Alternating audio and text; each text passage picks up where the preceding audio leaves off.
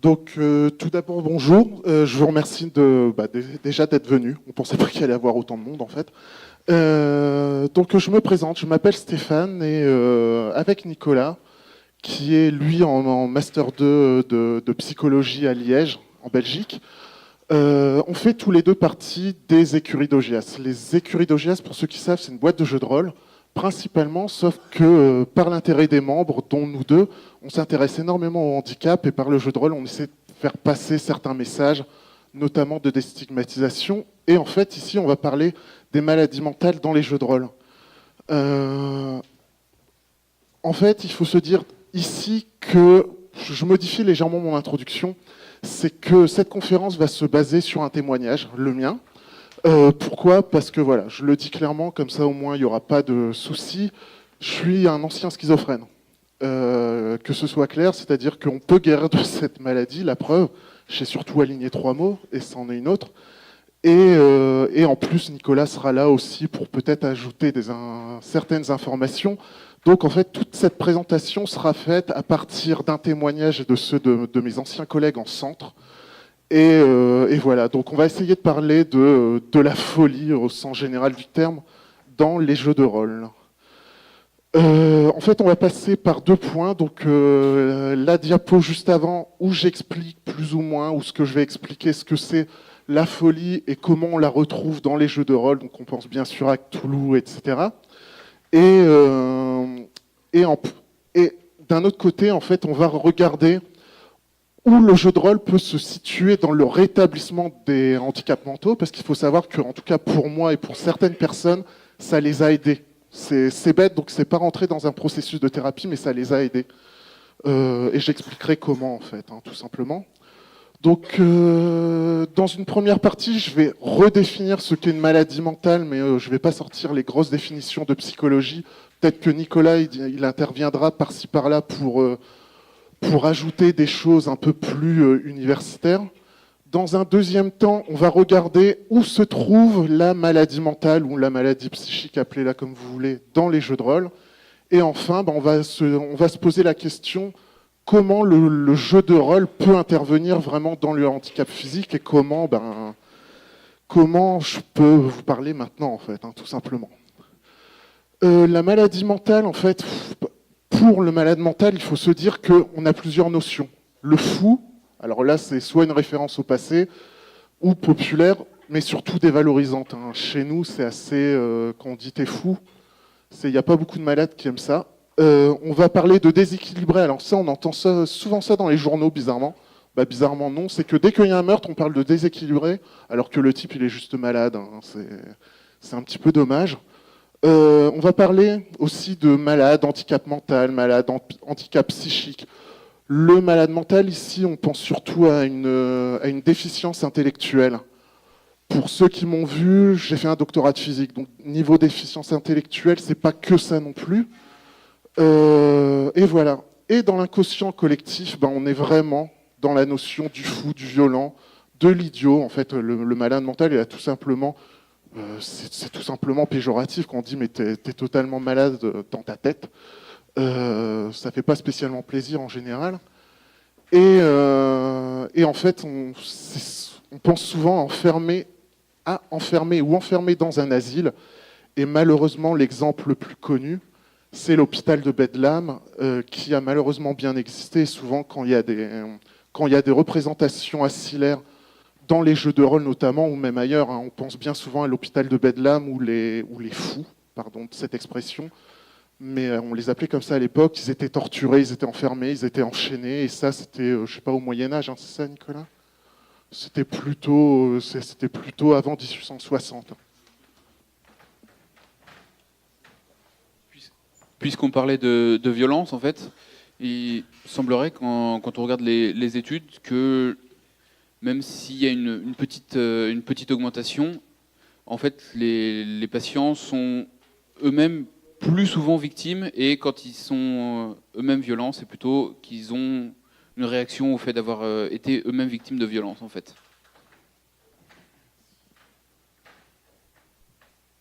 Donc en fait, avec le temps, la définition a évolué. Alors là, je prends la définition de Berken-Barnes en 1976 qui nous dit que le fou est celui qui choisit une autre voie que celle du groupe. C'est-à-dire qu'en gros, c'est un problème de normes et tout simplement, c'est un problème de différence. Globalement, le fou est encore dans l'acception d'aujourd'hui. C'est simplement quelqu'un de différent et selon moi, il y a un gros problème. Ou sinon, dans la psychiatrie, dans la psychologie, et je pense au DSM qui souvent fait référence, j'ai envie de dire malheureusement, par rapport aux classifications des maladies mentales, on entend, ou par exemple dans les cours de licence 1 de psycho, qu'est-ce qu'un trouble psychologique? C'est associé à un état de détresse émotionnelle ou une anomalie du comportement. Là, on pense un petit peu à l'autisme, etc., où effectivement le comportement y est un petit peu différent. Mais c'est quoi les exemples des maladies mentales telles qu'on l'entend? Ça peut être la dépression. C'est-à-dire qu'ici, c'est des chiffres vraiment tirés du responsable du pôle de psychiatrie de Lille, d'où je viens en fait, et qui avait donné ces chiffres pendant une conférence notamment. Et en fait, il faut se dire qu'en France, il y a 10 à 15% de personnes qui ont des symptômes dépressifs. Normalement, c'est les chiffres de 2016 ou 2015, on est à 220 000 tentatives de suicide par an. Et surtout, on est à 16 suicides pour 100 000 habitants. Là, je vous laisse un petit peu compter pour la population française ce que ça donne, mais c'est vraiment malheureusement, il faut se dire qu'ici, je ne sais pas combien on est, mais il faut se dire qu'il y a une personne sur 10 touchée ici. Je peux le dire, je peux lever la main, personnellement. Il y a aussi le problème de la bipolarité, à ne pas confondre avec le côté lunatique. La bipolarité, c'est vraiment les phases alternées de dépression et de phase maniaque, c'est-à-dire d'hyperactivité, entre guillemets. Et surtout, la schizophrénie. La schizophrénie, bien souvent, c'est la définition du fou. C'est vraiment, il faut se dire, une personne schizophrène, c'est une personne folle. Ben oui, mais pourquoi? Parce qu'on parle d'hallucinations. Les hallucinations, chez les schizophrènes, sont, j'ai envie de dire, minoritaires. Je sais pas. Je sais qu'autour de moi, en centre, je ne sais pas s'il y a une trentaine, une cinquantaine de schizophrènes que j'ai côtoyés, il n'y en avait que 2 ou 3 qui avaient des hallucinations. Attends, je continue. On parle aussi de dédoublement de personnalité, c'est pas spécialement ça. Quand on regarde le mot schizophrénie, c'est l'âme scindée, c'est pas la personnalité qui est scindée. Ça peut paraître bête, mais c'est totalement différent. Et on parle aussi de la violence, et là Nicolas il en a parlé, mais il faut se dire qu'on est à un pourcentage légèrement plus élevé de violence chez les schizophrènes que chez les personnes dites saines d'esprit, très entre guillemets. Donc je sais pas, tu veux intervenir? Oui, du coup, je préciserais que pour le dédoublement de la personnalité, en fait, c'est pas tout à fait ça, c'est que c'est pas du tout ça. En fait, ça a strictement rien à voir. Éventuellement, ce qui pourrait ressembler le plus, c'est le syndrome de multipersonnalité, mais c'est quelque chose de très controversé, et surtout plutôt accepté aux États-Unis. En revanche, pour tout ce qui est hallucination ou idées délirantes qu'on peut effectivement retrouver dans la schizophrénie, c'est pas forcément. Tous les schizophrènes, par exemple, n'ont pas toujours des hallucinations, et les hallucinations, c'est aussi quelque chose qu'on retrouve de manière non négligeable dans la population générale. Voilà.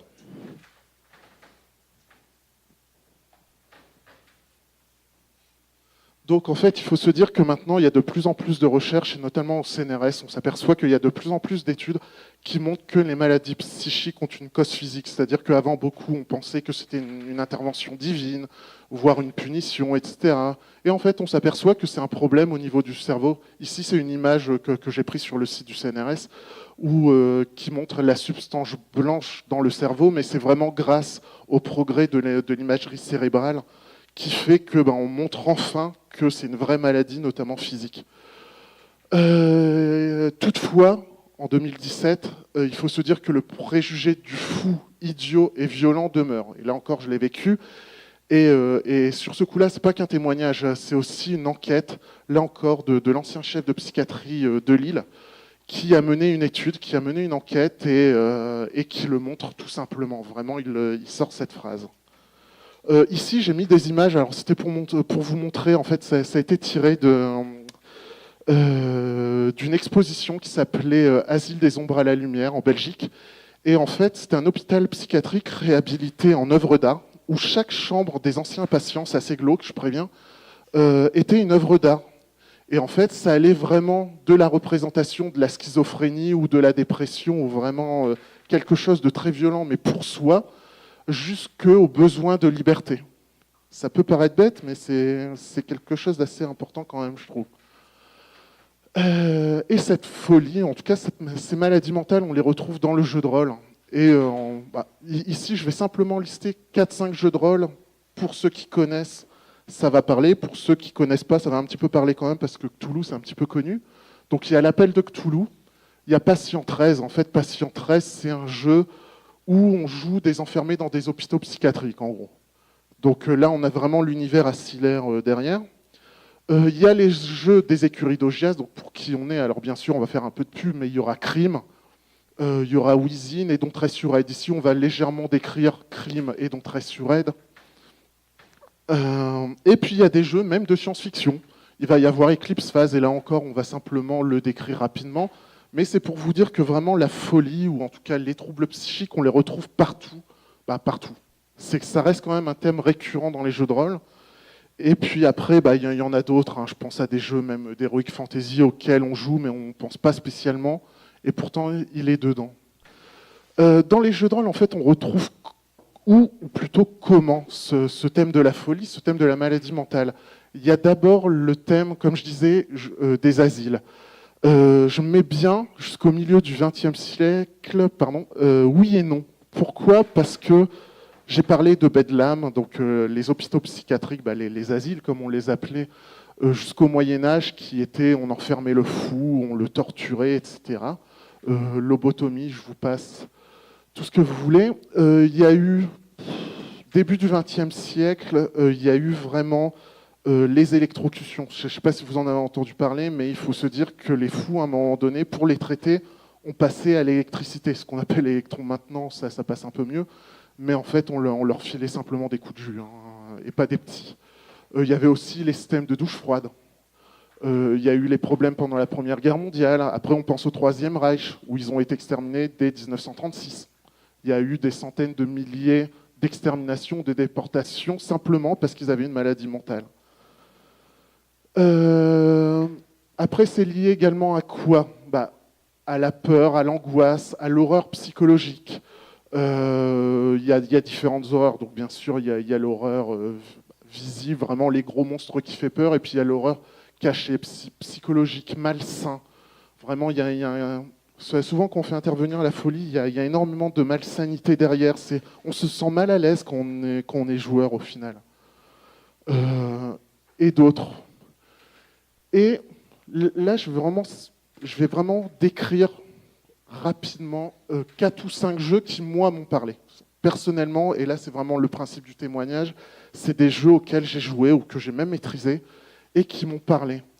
Et en fait, dans l'appel de Cthulhu, il y a une jauge de santé mentale, mais en fait, on devient fou avec l'horreur. Et on devient fou quasiment, hop, on voit un monstre, on devient fou. À mon avis, les créateurs, ils n'ont pas très bien compris le principe de la maladie mentale ou de la folie, selon moi. Et en fait, c'est la rencontre avec l'occulte, l'horreur, la normale, voire les gros monstres à tentacules, etc. Bon, ok. Et puis, ils font intervenir des systèmes de phobie. Tiens, on a la phobie des chats. Bon, en général, il y a quand même, peut-être Nicolas pourrait en parler, mais il y a quand même bien souvent qu'on développe une phobie, et moi j'en ai quelques-unes quand même, il y a quand même des liens en rapport avec ce qu'on avait vécu, soit qu'on était fou, entre guillemets, soit dans notre passif. Et pourtant, autant que je déteste l'appel de Cthulhu, autant ils ont quand même réussi à faire quelque chose de bien, selon moi, pendant la V6, c'est Dementophobia.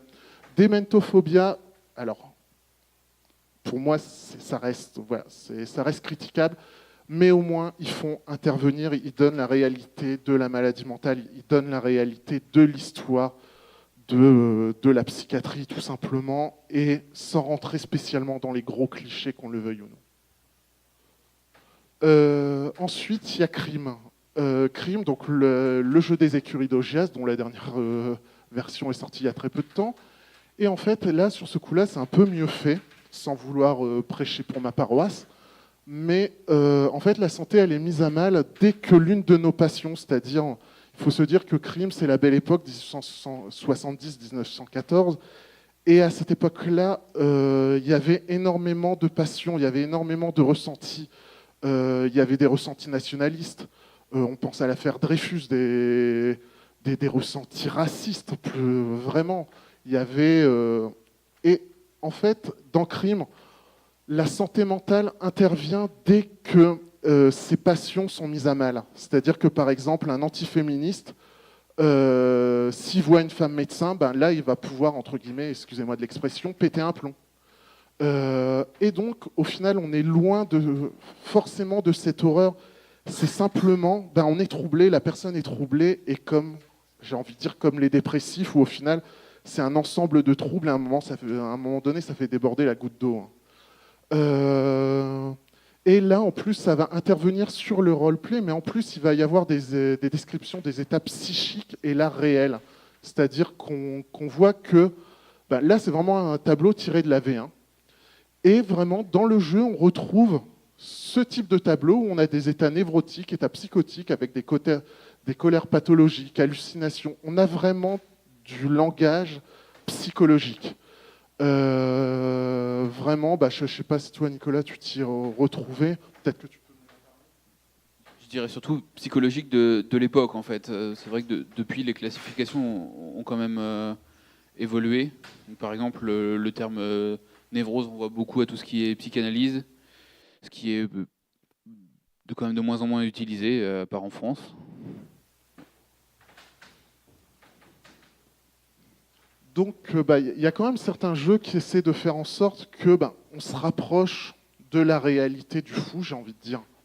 Et à côté de ça, comme je disais, on le retrouve dans de nombreux thèmes, dans de nombreux jeux, donc historiques et tout ce que vous voulez, mais aussi dans la science-fiction. En fait, Eclipse Phase, c'est pour moi à l'heure actuelle l'un des meilleurs jeux de rôle de science-fiction, et c'est pas des écuries d'Augias, bien sûr.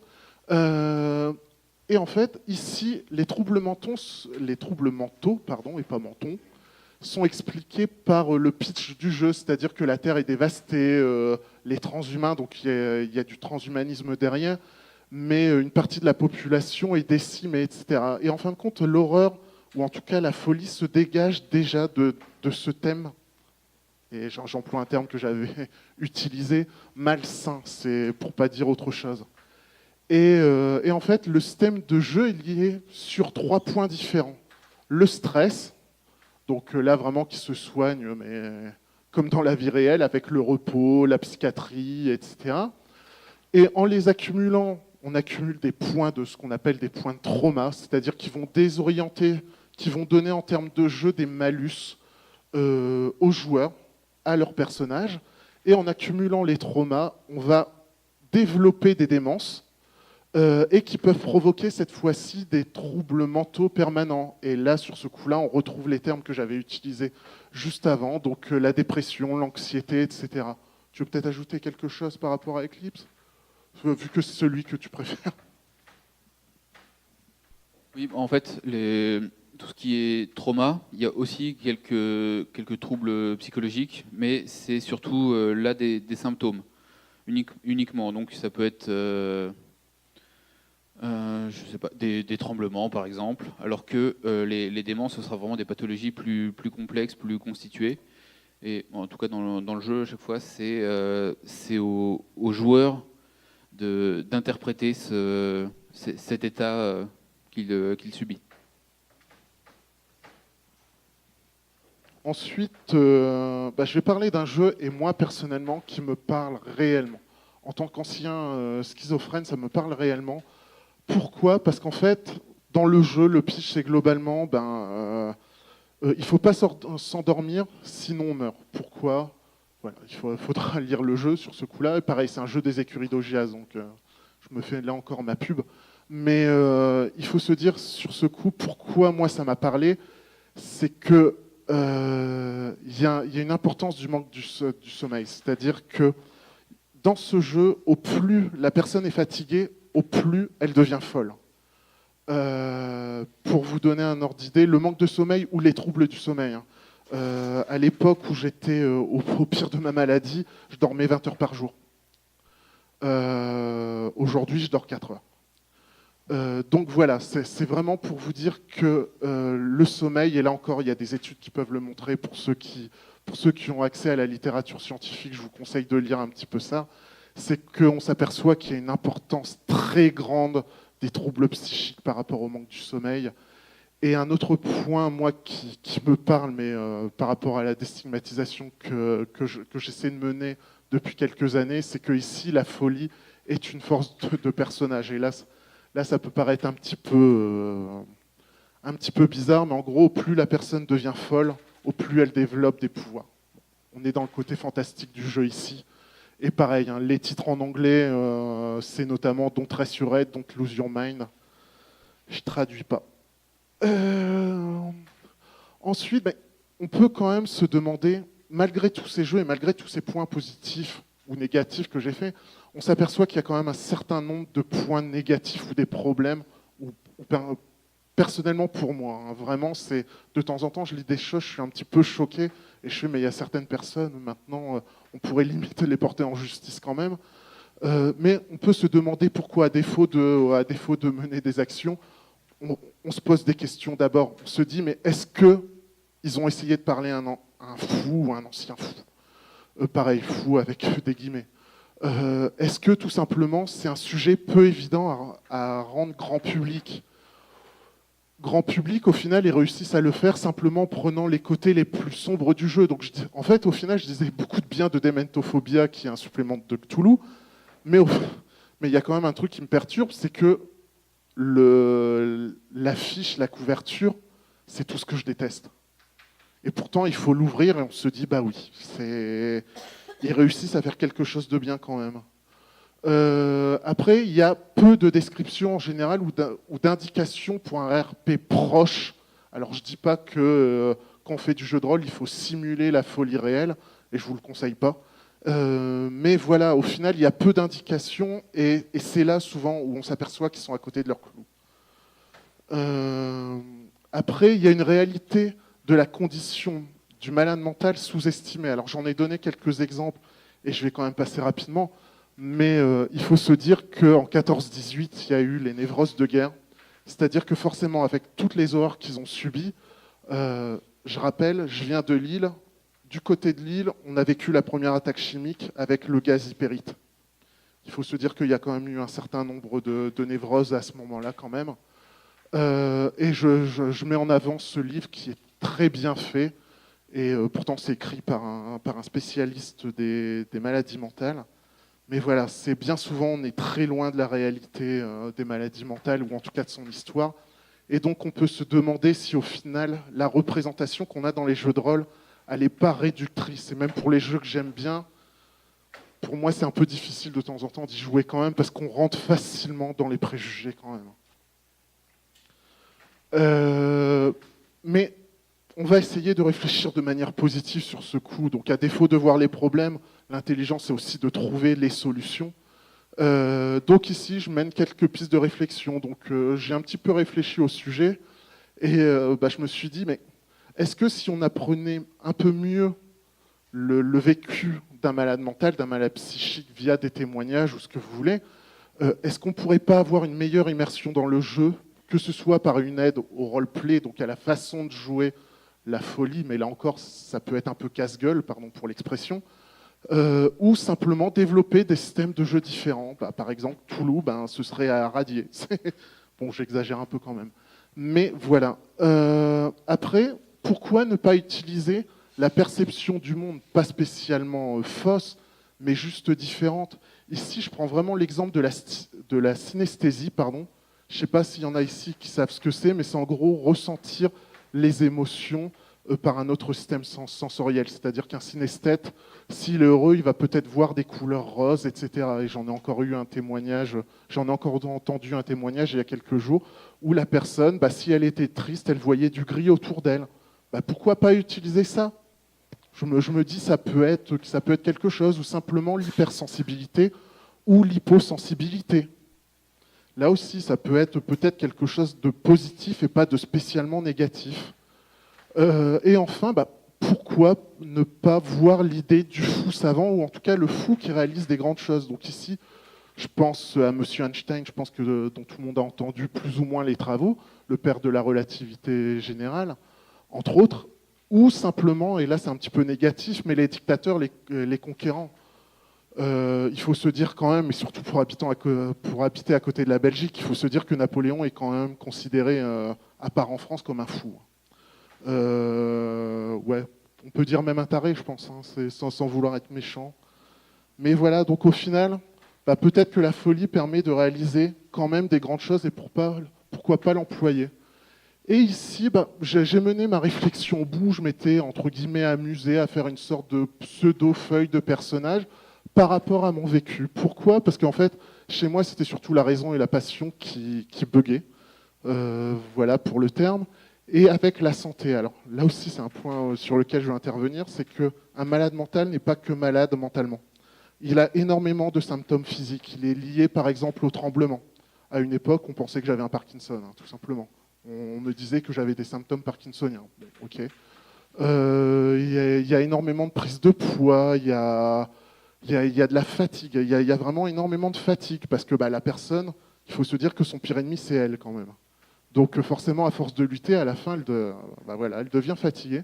Et donc, j'avais fait ce type d'échelle, moi, par rapport à mon propre vécu, où au final, ce n'était pas que négatif et pas que positif, mais il y avait les deux. C'est-à-dire que bah, moi, grâce à la passion, j'ai réussi à m'en sortir. Bah, pour beaucoup, ça reste une grande chose quand même, quoi.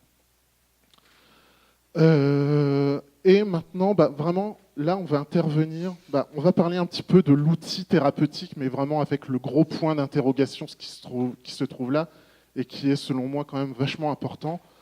Parce que, en fait, pourquoi le point d'interrogation? C'est que ça peut être une aide alternative au processus de rétablissement des personnes souffrant de maladies mentales. Alors là, j'ai voulu prendre le maximum de pincettes, mais simplement que ce n'est pas une thérapie. Je prétends absolument pas que c'est une thérapie, je dis juste que ça peut aider, notamment dans les thérapies. Et voilà. Mais déjà, il faut se dire que au départ, on nous dit, mais, et je l'ai entendu, combien de fois je l'ai entendu ça aussi, c'est les jeux de rôle rendent fou. Ou pire, c'est les jeux de rôle vont amplifier ta schizophrénie. Non, malheureusement, ça a été l'inverse en fait. Une autre alternative à la phrase, c'est qu'il faut être fou pour jouer à des jeux de rôle. Je rappelle ici que la folie, on entend bien sûr l'acception péjorative. Ils ne vont pas être gentils quand ils disent ça non plus. Et pourquoi? Parce qu'en fait, bah, y a un site très bien où ils discutent un petit peu de ça. C'est parce qu'au final, bah, beaucoup de monde pense qu'on s'enferme dans un monde fantasmé et on n'y ressort pas. Et au final, on est un petit peu dans ce monde-là. C'est-à-dire que les gens, ceux qui ne connaissent pas le jeu de rôle, ils se disent ouais, bah donc en fait, vous êtes autour d'une table avec des dés, sauf que vous êtes déguisé en Conan le Barbare, en magicienne un peu sexy, en gros monstre tout pas beau, en frère Tuck et en Star Wars. Bon, bah ok. Mais bon. Le problème, c'est que ben, quand on écoute certains spécialistes, et j'en connais quand même quelques-uns, c'est qu'ils font, mais non, en fait, le jeu de rôle peut avoir un véritable effet bénéfique là-dedans. Comment? Ben, tout simplement comme un loisir d'évasion. Ça peut paraître bête, hein, mais il faut se dire qu'un malade mental, comme tous les handicapés, d'ailleurs j'interviendrai dans une heure aussi sur le handicap physique pour le connaître également malheureusement bien, il faut se dire qu'un malade mental n'a pas une vie facile et au final, c'est un petit peu comme les jeux vidéo ou la lecture. Il faut aussi se dire qu'à un moment donné, on a une vie fantasmée et ça permet de souffler, quoi, tout simplement. Et puis, ben, là, peut-être que Nicolas, tu pourras peut-être un peu mieux en parler, par rapport à l'originalité de la pensée. Je ne sais pas, toi, par rapport à ce que tu vois dans tes stages. Pour le jeu de rôle, en fait, l'originalité, c'est surtout que ça peut permettre de voir des situations, d'essayer de nouvelles choses qu'on ne connaît pas forcément. Donc, en fait, de tester des choses, de voir si ça marche, comment réagissent les gens, etc. Donc voilà, je pense que c'est aussi un large terrain d'expérimentation, ce qui peut forcément avoir des vertus utiles. Ah oui, un point important. Quand je parle de jeu de rôle, j'entends bien le jeu de rôle ludique. parce que souvent on fait du jeu de rôle, et notamment en thérapie, je l'ai un peu vécu là aussi, c'est que le jeu de rôle thérapeutique, au final, on est quand même... on est proche dans le sens où on joue un rôle autre que le sien. Sauf qu'en fait, le jeu de rôle qu'on vit en thérapie quand on est atteint de telle maladie, simplement qu'ils nous mettent une situation par rapport au quotidien pour dire, bah tiens, si vous deviez faire ça, qu'est-ce que vous feriez ? Comment vous agiriez ? Et puis au final, bah, on doit prendre certaines décisions, mais ouais, voilà, c'est ça. C'est qu'il n'y a pas l'amusement. C'est-à-dire que c'est vraiment l'amusement en moins, c'est vraiment... je peux vous dire que même de telles thérapies, c'est pas spécialement sympa à vivre. Et surtout ici, c'est un loisir d'évasion, mais de libération, parce que, bah, comme je l'expliquais, on n'a pas spécialement une vie super méga facile. Moi, ça m'a touché pendant plus de 7 ans. Je me suis retrouvé une année alité, enfin bon. Et au final, en faisant du jeu de rôle, bah, on retrouve en fait une certaine forme de liberté quand même. Après, un autre point, c'est que bah, le malade, comme on dit, il a une pensée différente et donc il a peut-être des normes différentes à lui.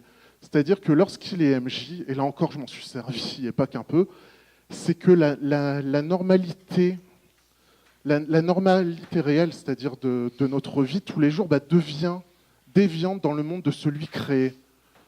Et au final, si on prend le problème dans le sens inverse, c'est que la folie devient la norme dans ce monde, et ce qui plaît d'autant plus, ce qui est un peu plus, on va dire, reposant pour le malade mental, puisque bah, au final, c'est lui qui devient normal, et la personne, entre guillemets, normale, ou plutôt saine, qui devient déviante. C'est un petit peu, voilà, c'est un petit peu... J'arrête ma phrase là. Et en fait, pourquoi bah là, je ressors ma grosse feuille de personnage. Pourquoi ? Parce que j'avais défini une norme 0 et dans mon explication à l'époque, je l'avais d'ailleurs soumis aux écuries d'Augias, c'est qu'en fait, cette norme variait. Il faut bien évidemment imaginer qu'un être pacifiste va paraître totalement fou, et là encore, je le dis clairement, sans prendre des pincettes, dans une société belliqueuse. Le pacifisme, bien souvent, il a été considéré comme une forme de folie aussi. À l'inverse, après, de temps en temps, là aussi, je lisais des choses autour, c'est le chamanisme. Le chamanisme, c'est celui qui parle aux esprits. En fait, c'est simplement un schizophrène, hein, plus ou moins. Il est atteint d'hallucinations, plus ou moins, avec des psychotropes, si on lit certaines choses. Et pourtant, lui, ça reste, il a quand même une place vachement importante dans les sociétés à base de religion chamanique. Et donc, là, sur ce coup-là, la norme, elle peut quand même bouger. Hein. En fait, ce sera vraiment à adapter. Ensuite, c'est le rétablissement par l'apprentissage par le jeu. En fait, sur ce coup-là, et la prochaine conférence, elle va peut-être d'autant mieux en parler, et celle par la suite que j'animerai, c'est que, en fait, comme dans bon nombre de handicaps, grâce au côté ludique, grâce au côté amusement, ça aide. On travaille sans spécialement faire attention, quoi. On s'en rend pas compte, tout simplement. Ensuite, le jeu de rôle ici, moi, ça m'a permis de libérer ma parole. C'est-à-dire que là, ce que je vous parle depuis quoi, une demi-heure, 35 minutes. Il y a 10 ans, je ne savais pas vous aligner 3 mots, et il y a 10 ans, je ne savais pas vous aligner 2 idées cohérentes d'affilée, véritablement. Et là encore, je n'exagère pas, puisque certaines personnes m'ont revu 10 ans après, elles n'ont pas compris ce qui s'est passé chez moi. Donc sur ce coup-là, pourquoi, ou en tout cas comment ça libère la parole, c'est que ça retire la frustration du jugement de la parole. Alors ça peut paraître un gros terme, mais il faut se dire quand même que le malade mental, sa parole est constamment écoutée, notée, jugée, que ce soit par les spécialistes, psychologues, psychiatres, la société ou même simplement par les proches. Hein. C'est-à-dire qu'à un moment donné, le fou, il n'a plus le droit d'avoir raison. Tout ce qu'il dit, ça va être jugé, ça va être pesé, alors que peut-être qu'une personne à côté qui va dire la même chose, elle sera simplement entendue et il n'y aura pas ça. Et au final, le jeu de rôle, c'est que par ce côté un petit peu imaginaire, différent, ça va autoriser la parole, ça va libérer la parole, et là encore, cette image, elle va vous parler parce que ça correspond à une des œuvres d'art de l'exposition qui avait eu lieu à Namur, puisque bah voilà, là c'est une image tirée d'une personne atteinte. Et voilà, elle avait pris cette photo et en fait, c'est une photo qu'on a retrouvée. Bah, l'œuvre correspondait à celle de l'exposition. Il va y avoir, bien évidemment, le loisir de groupe, mais où l'individu s'exprime dans des situations imaginaires où il va devoir prendre des décisions. Et en fait, on va être quand même proche du théâtre d'improvisation en groupe réduit. Pourquoi ? Parce qu'on va jouer un rôle. Voilà, on va jouer le guerrier. Si on veut rentrer dans les clichés du jeu de rôle, on va jouer le guerrier qui va sauver la princesse, ou on va jouer le Stormtrooper qui va essayer de détruire une base, ou quelque chose comme ça. Sauf qu'on va improviser, bien sûr, et pour un malade apragmatique, donc, alors je ne sais pas comment on va décrire ça, je vais décrire ça avec mes gros mots comme de la fainéantise médicale. Je ne sais pas si je suis proche, tu me contrediras, mais voilà, tu m'arrêteras. Mais voilà, c'est quand on ne sait plus rien faire, qu'on ne sait plus prendre de décision, le fait de le faire par le jeu, on va l'apprendre. On va se dire, de toute façon, ça reste un jeu. On s'en fiche un petit peu. La planète, elle explose, tant pis. Bon, ça reste un jeu, ça reste de l'imaginaire. Mais au moins, le malade, en situation d'apragmatisme, il va devoir prendre des décisions. Et c'est quelque chose, à la fin, il ne le fait plus, surtout qu'il est constamment soumis aux thérapies, aux assistantes sociales qui les aident. Et voilà. C'est un peu difficile ce que je vais dire, mais ce n'est pas spécialement un bien non plus. Non, ok. Oui, pardon. Hop. Et enfin, et là, pour moi, ça paraît le plus important quand même, c'est que on sera dans un groupe de jeu qui va mettre en confiance. Un point qui peut, je sais pas, c'est pour ceux qui connaissent ce type de maladie, il faut se dire que bien souvent le malade mental est quand même assez rejeté. Sur ce coup-là, je ne rentrerai pas dans les détails parce que voilà, ça reste trop personnel, mais voilà, il faut se dire que le malade mental est quand même vachement rejeté. Et en fait, grâce au loisir commun, grâce au groupe commun, il va reformer un groupe autour de lui, et que ce soit alors des amis, que ce soit de la famille ou simplement des personnes partageant la même passion. Et au final, il va réussir une nouvelle sociabilisation. C'est-à-dire qu'il va passer de l'être asocial, associable, même, à un être social, mais tout simplement. Mais après, on va me dire, oui, pas que le jeu de rôle, et là, je suis entièrement d'accord.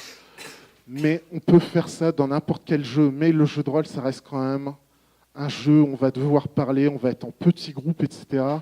Et pour essayer de terminer sur un sourire, on va être dans Big Bang Theory, où ici, on reconnaît tout Sheldon, mais qui a quand même un Asperger.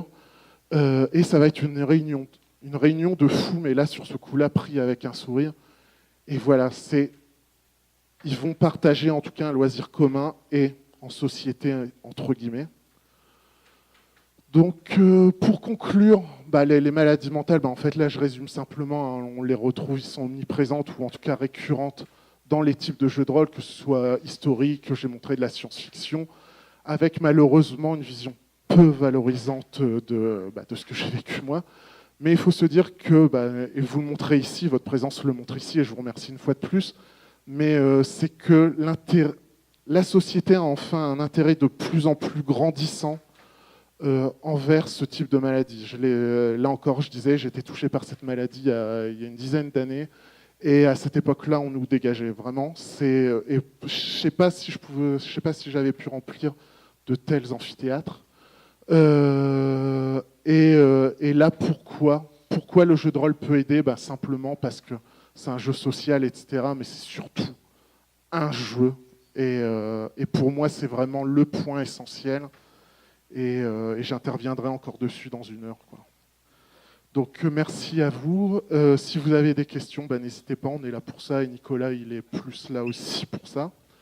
Et merci à tous, que ce soit les orgas ou les bénévoles ou tous ceux qui m'ont aidé pour ça, quoi.